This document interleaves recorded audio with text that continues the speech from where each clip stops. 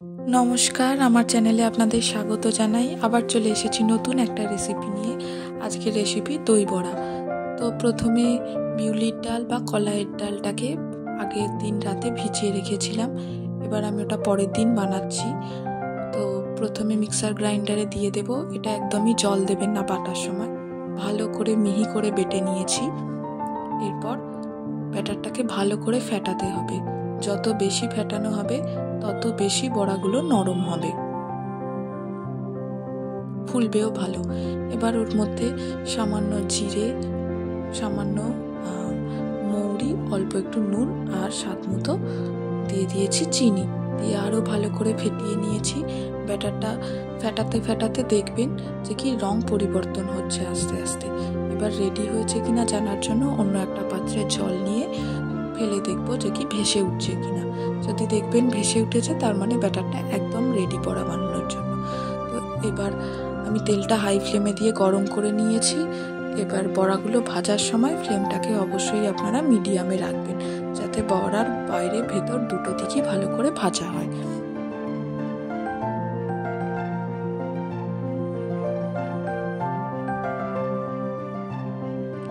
বেশি লাল করবেন না, বড়াগুলো ভালো করে একটু ভেজে তুলে নিয়েছিলাম।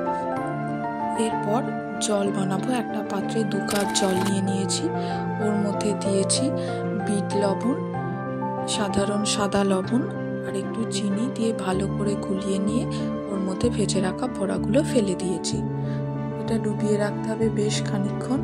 ওর মধ্যে একটু ধনেপাতা দিয়ে দিয়েছি যাতে ফ্লেভারের জন্য, দিয়ে ওটা চাপা দিয়ে সাইডে রেখে দেব। এবার টক দইটা রেডি করে নেব। নিয়েছি 250 গ্রাম টক দই, ওর মধ্যে আইস কিউব দিয়েছি, সামান্য চিনি দেব আর অল্প একটু নুন চাইলে আপনারা দিতে পারেন। এবার একটা গ্রিন চাটনি বানিয়ে নেব। অনেকটা ধনেপাতা, কাঁচা লঙ্কা, আপনারা যেমন ঝাল খাবেন সেই বুঝে দেবেন, আর আদাটা দেবেন। রসুনটা আপনারা চাইলে নাও দিতে পারেন, একটা গন্ধ থাকে তো। আর ওটা বাটার পর একটু টক দই দেবো 1 চামচ, সামান্য একটু বিট নুন দিয়েছি আর একটু চিনি দিয়েছি, দিয়ে ভালো করে পেস্ট করে নিয়ে গ্রিন চাটনিটা বানিয়ে নিয়েছি। এবার অন্যদিকে রেড চাটনি বানাবো, তেঁতুলের চাটনি যেটা।